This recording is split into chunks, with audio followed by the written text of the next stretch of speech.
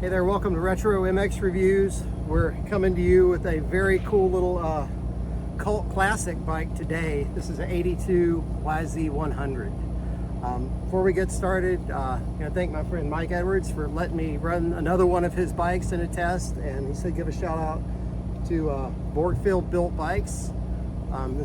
He bought this bike turnkey, and so engine gone through, ready to rock, everything.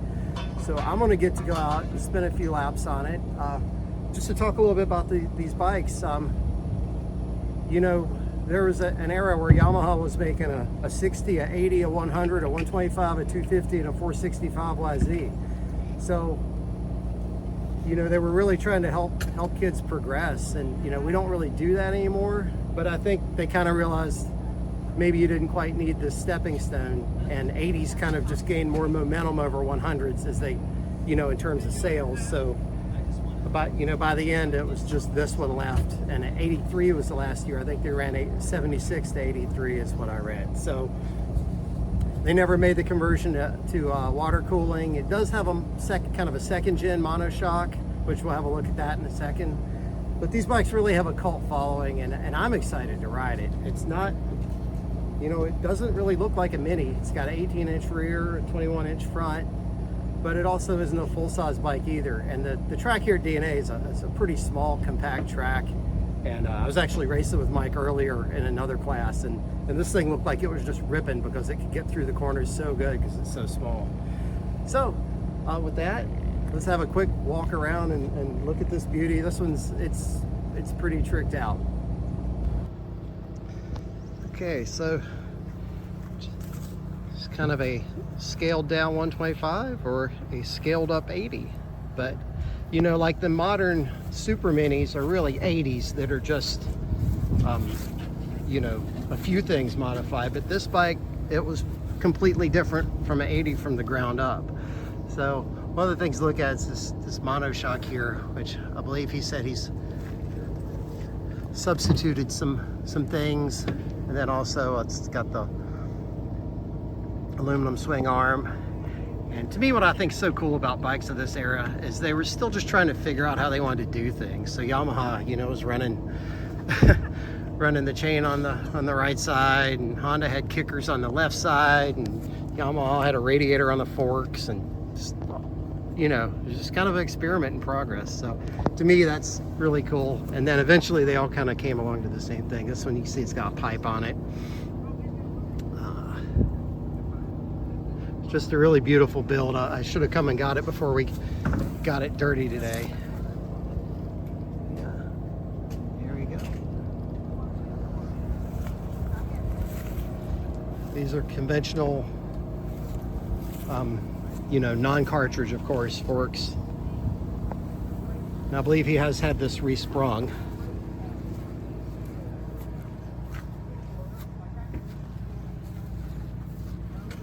Just such a trick bike, and like I said, you know, really a cult following with these because a lot of the vintage guys have kind of latched onto it.